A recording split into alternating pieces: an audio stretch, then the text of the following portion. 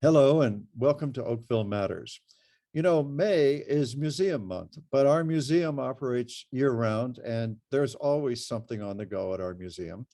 And joining us today to talk about all the things that the museum is up to for our town is Robin Howarth, Carolyn Cross, and Julian Kingston.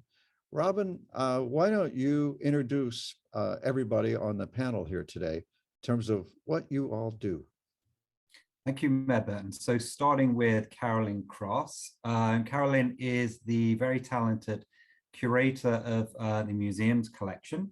Again, the very skilled Julian Kingston, who oversees the museum site as supervisor of the museum. And I'm the acting manager of cultural services in the recreation and culture department. All right, and let's pivot now to our biggest and proudest new feature, which is, I guess, the carriage house, which Councillor Giddings and I enjoyed very much being driven in a carriage to visit. Carriage house. Why is it called the carriage house anyway? Or was it the coach house? It's called the coach house, used to house carriages, and at one time, I believe the first car in Oakville. So Julian led this project from the original site to the site that we saw on Saturday. So Julian, over to you to provide a bit of context for the coach house. Yeah, Julian, the first car, I mean, that's historic. We could have done with a replica of that, eh? I think that's even harder to do than the carriages. The carriages were a bit tricky. And actually, I might defer to Carolyn a little bit in this conversation because she has all the great historical detail and background around the carriage house, coach house.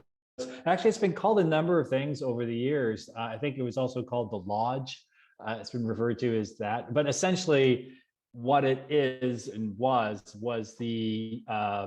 the carriage house and gardener's cottage for the estate, and commissioned in the mid 1890s by Alan Chisholm. And we do have a sketch for it, Carolyn, 1896. 1896. There we go, got it right. And actually, that's a great piece of historical evidence because it lays out the building, not exactly, but very close to the way it actually still stands. And essentially, there's like a large kind of storage area in the middle that had these sliding barn doors on it. That's where the carriages and eventually the first car was kept. And then actually where I'm sitting right now is where there's stalls for the horses and the tack room and things for the horses and grooms and things, where in fact this behind me is the original ladder that takes you up to the hayloft. So as part of the restoration, we were able to save some of these things. So, but I'll actually defer to Carolyn can tell me a little bit. She can tell us a little bit about, what a coach house is and what its function was. Yeah, sure. Prior to the 20th century, coach houses, also as Mayor Burton pointed out, known as carriage houses, were widely used as a type of outbuilding. So they were small dwellings built on existing properties of a larger home, much like we have here at Berkeley. Commonly, they were in the back of on the back of the property, and they were additions. They were pretty much additions to homes, primarily in wealthier neighborhoods. And they served many purposes, as did the one here at Berkeley Estate, like Julian said. The carriage house, a cottage, as well as an additional dwelling for staff. And as over the years, going from the 19th century and as a modern world evolved, the use for carriage houses ceased, and the buildings were modified for so many other uses, as is Alan with his first car in about the year 1909, so only about a decade after the property was built. And luckily for us, the change in function never really became the dominant character of the architecture. So because physical changes were downplayed, the original character of the building still exists. So how did we wind up as a town owning this big estate sitting on the bluff over the beautiful harbor? Lots of people move to Oakville every year, and none of them probably know the story. Maybe I can take that one. So Fair point. So we although we host an average of 12,000 visitors to the estate each year, raising the awareness of the museum and its role in the community is an ongoing process. So a brief history. So as we know, there are a number of historic buildings found on the grounds of Oakville Estate and Lakeside Park. First of all, the Custom House and Bank of Toronto. That was built in 1856 by William Chisholm's son, Robert. The building operated as an office and customs house until around 1910. And during that time, the Bank of Toronto did operate out the room in the house. By the 30s, William Chisholm's great-granddaughter, Hazel, renovated and reopened the home as a family home. And it stayed that way for a while. In the 80s, the house was restored and open to the public. Next up is the Oakville Estate as a whole. That was built around 1858. And over the years, 130 years, it was home to 6 generations of the Chisholm family. The home and the estate Oakville was named after the Chisholm clan seat in Inverness, Scotland. The town purchased the property in 1977 and over a number of years finally renovated it and opened it to the public in 91. The handful of other properties on that site include the old post office, which was built around 1835, and William Chisholm himself served as the first postmaster. Through the efforts of Hazel, his great-granddaughter, he moved it from the original location on the intersection of Lakeshore and Navy to its current situ on Lakeside Park. The post office is open for summer months for tours and hands-on related activities such as quill pen writing and creating wax seals. And lastly, as we've already spoken about the coach house, I'll talk about the Thomas House. The Thomas House, named after the Merrick Thomas family, who were the brother-in-law to William Chisholm. That was built around 1829 and it's still furnished and presented as a pioneer home. Perhaps my favorite area of the whole estate are the grounds and gardens. And you can still look out over the harbour, which was built by William Chisholm, and look out over the harbour onto Lake Ontario and come through the house to look at the changing exhibitions, the special events and programs that really bring these stories to life. So a number of iterations over the years, renovations that bring us to today. Right, and William Chisholm, of course, you're referring to our illustrious founder of the town of Oakville as we know it. Although, of course, I guess technically the legislature didn't create us a town until 1857, I think it was. So we were just a settlement aspiring to be a town, I guess, for the first little while there. And do you happen to know why, let's see, 1977, that would have been Mayor Harry Barrett. And he was a very big deal in heritage and preserving the history of the town. He was born and raised here. He served in World War II as a young man and came home and took over, so to speak. Why did they buy it? Why didn't they just let the family sell it to, I mean, how did it happen? What were they up to? Carolyn, is that one you want to speak to? The money couldn't have been easy to come by. No, so Carolyn will fill in the gaps here, but I guess the mayor at the time and the town recognized the cultural significance of the property. It was for many years boarded up and then run by the Oakville Historical Society. So I guess taking charge and taking hold and maintaining that historical significance of the building in Old Oakville. Carolyn? Yeah, no, exactly what you said, Rob. And the family who last lived at Oakville, Monty Hart, he sat on council as well. And I believe, they didn't want to just sell to anyone. They had been renting the property for a while and had an interest in his town and the history as well. And so absolutely wanted to maintain the historic building of Oakville Estate for the general public. So to my eye, we've done a better job with our historic property than, say, the federal government has done with 24 Sussex then. We can all pat ourselves on the back. Well, one of the things I think is significant and actually happened, I think, in '76, again, Carolyn can correct me, was there was an easement placed on the properties with the Ontario Heritage Trust, and that was a good kind of layer of protection, right? And it's subsequently been added to by a cultural heritage landscape plan, which is much more in-depth and in detail.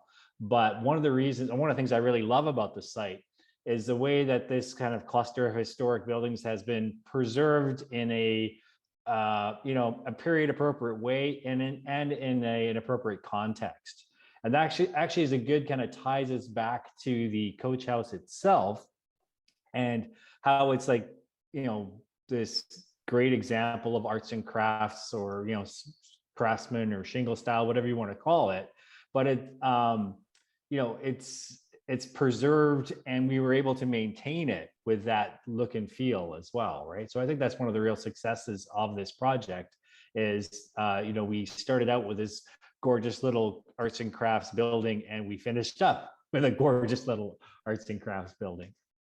Yeah, the cultural heritage landscape level of protection is super deluxe compared to easements and the previous protections.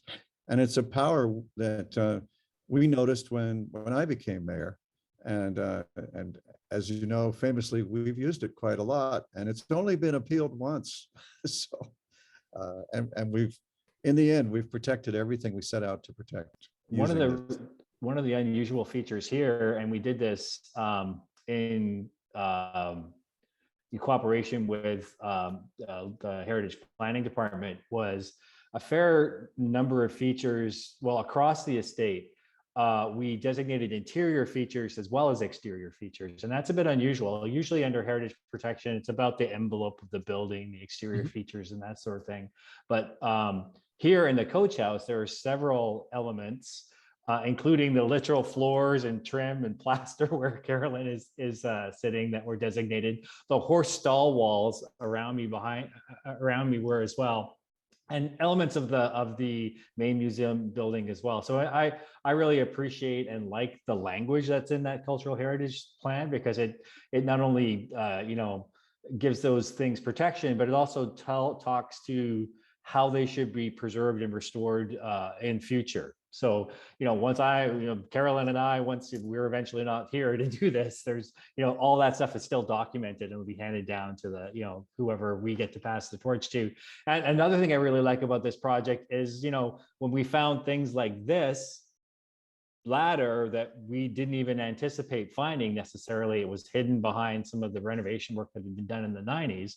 We were able to preserve that too. So we've gone above and beyond what's even in the letter of the landscape plans. So this may literally be the most conserved property in the entire town, if not the country. Well, I don't know about that, but I think we really did do our best to preserve the character. Yeah, interior is very unusual. I don't know of another case in Oakville where we do that. So, the mayor I mentioned, Harry Barrett, he always preached that you have to do heritage conservation with a light hand so that you don't, freak people out and lose popular support for it. So, and Lordy, with 4 heritage districts now and this estate, his model is really, I think, proven to be the model that survives the ages so far anyway. And I'm pretty sure he's smiling on us now.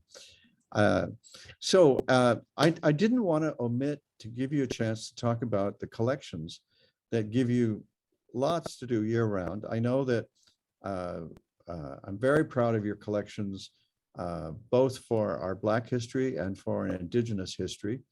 I tell the tale at every council meeting of how our community was created by 3 peoples coming together.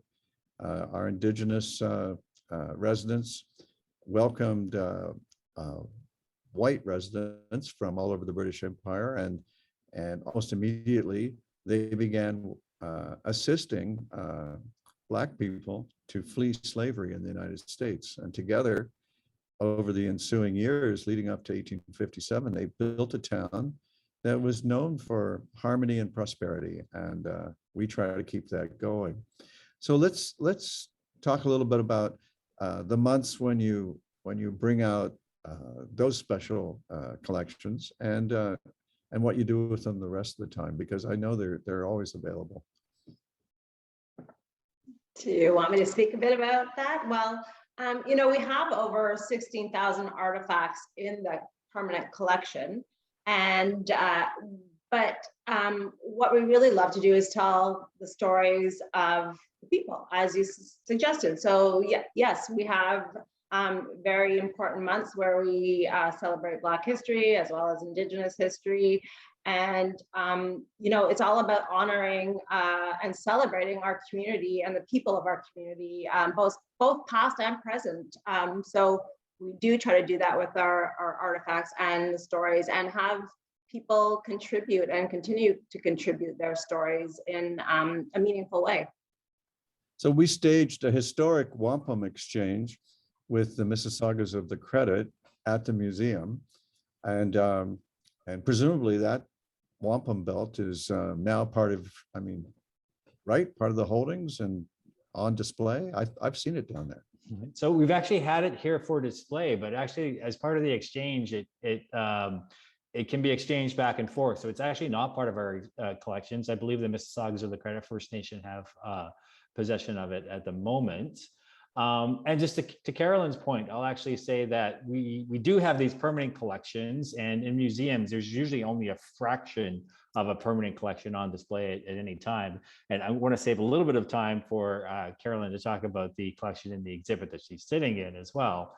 But I will also, Carolyn's too modest, but I will also say that one of the things that Carolyn is very good at, and one of the things that the museum does, is not just work with permanent collections, but work with community contributions. And we do that, one way we do that is through temporary exhibits. And you know, Carolyn will issue a call essentially for people to bring their objects and the stories that come with them. And then we'll weave those together into an exhibit. And I think that's a really interesting way, and a really important and vital way for museums to involve themselves with their community and to stay current. Well, yes, please, Carolyn. Yeah, well, like Julian said, on average, we have you know, we have different exhibits throughout town. So not only here at Ercles Estate, but we have it at QEP, Oakville Trafalgar Community Center, Trafalgar Park, 16 Mile Fire Station. But these calls to the public, we've had exhibits where we've had absolutely zero from the museum's permanent collection, but had people come in. We've filled the entire main gallery at QEP with our community's artifacts and their stories, and just getting them to talk and share pieces of Oakville's history that are meaningful to them. So it's really about having our community talk to one another, create conversations, and really display history through their stories rather than museums. Yeah, and if you're new to Oakville and QEP sounds like a secret insider code, it stands for Queen Elizabeth Park Community and Cultural Center, and it's a former high school in the southwest part of town. 150,000 square feet of everything you ever imagined your kids wanting to have anything to do with, from music to, I mean, things that maybe little kids might not want to be working with. We have a woodworking operation there for residents, and just every kind of activity. And I think, very impressive branch plant from the museum with lots of exhibits. The one thing we used to never have enough of was exhibit space. And oh Lordy, do we have exhibit space in the miles and miles of broad aisles and corridors of that former high school. And it wasn't a small one either, was it? I mean, fairly large.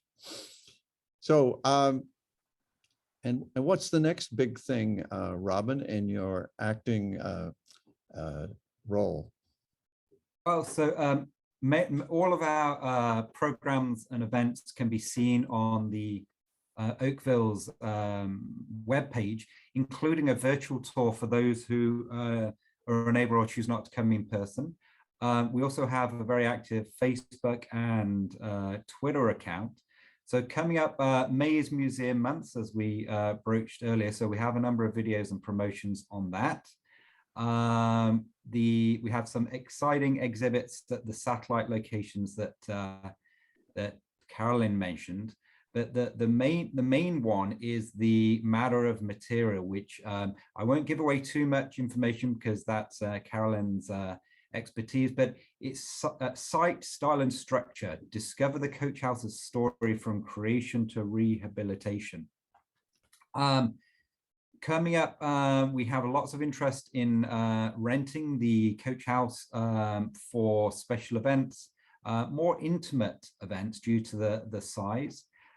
In May, we have the popular program Tots and Pots, and that's a very special program, gardening program for children to try out their green thumbs. As we look into June, which mentioned before is Indigenous History Month, we're excited to present a series of Indigenous focused workshops and talks. And then as we look ahead to the warmer months of summer, of course, we have the summer breaks, the camps that we have on Oakville's estate, including weekly themes of museum mystery, take part, museum art, museum fun, the wonders of Oakville, and tales from long ago. So some exciting stuff coming down for the museum.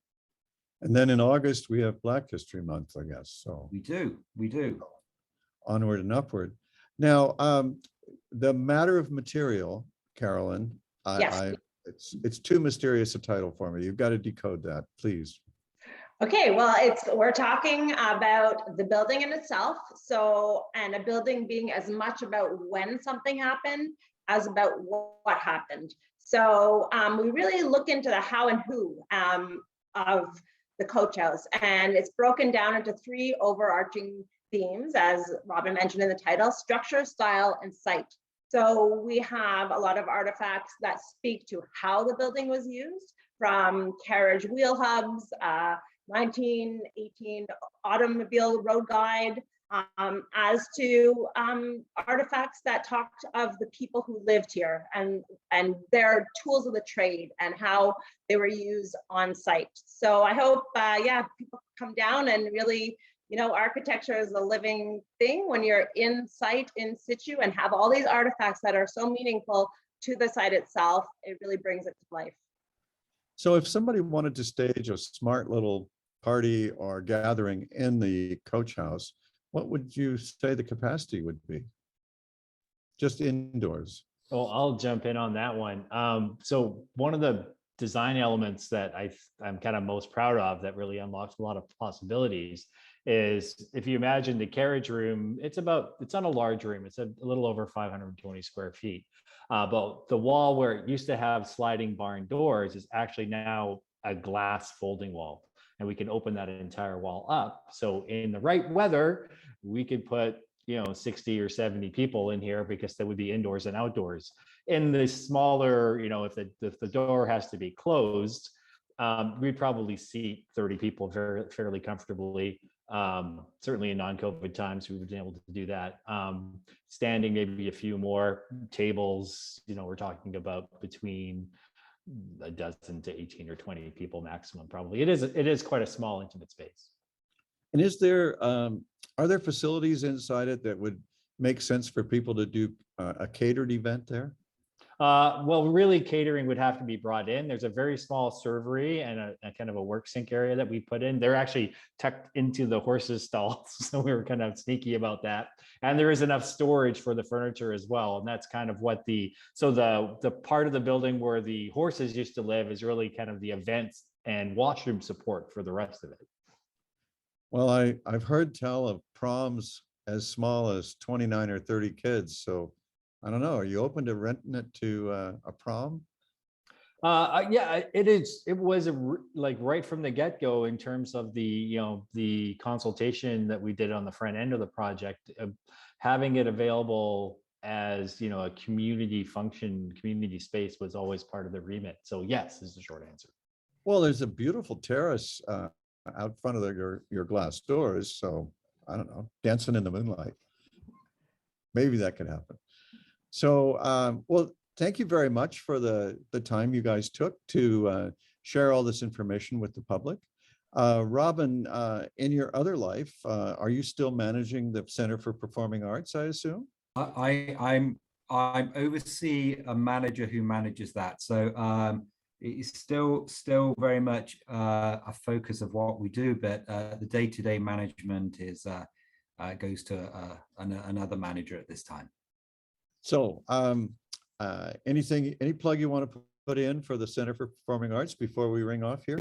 Sure, absolutely. So the 22-23 season will be announced in the next week or so. A series of very exciting, engaging performances over a number of genres. So I encourage everyone to check oakvillecenter.ca for full details and event dates and times. Well, thank you very much for that. My pleasure. Sure, this way they won't reproach you for having forgotten them, which might otherwise have happened here. Well, thank you very much. And I want to thank you for watching today.